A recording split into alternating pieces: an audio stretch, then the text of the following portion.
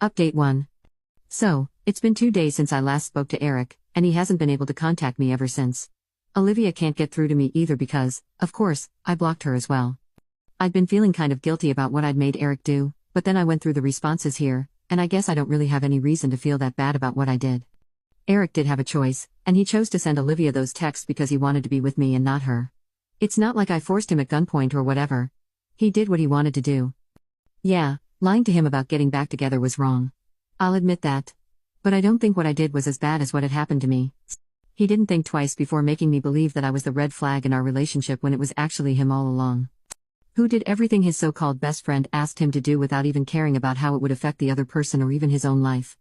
He had no idea how horrible I felt during those few days that we were broken up and I didn't have any answers and kept overthinking every little thing that I'd done, only to end up even more confused than I was initially.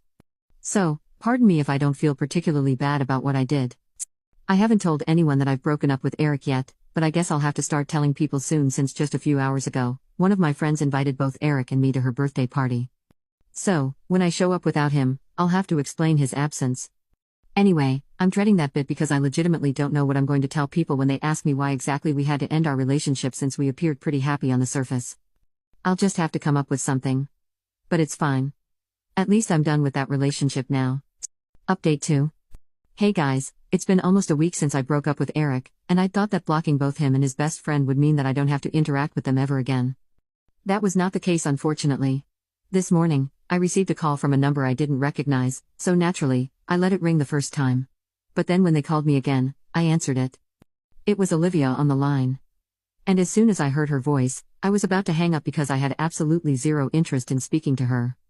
But then she said that if I hung up, it would just prove that I was a huge coward and was actually afraid of confronting her. Now, I shouldn't have let it get to me, but it did. So, I ended up staying on the call.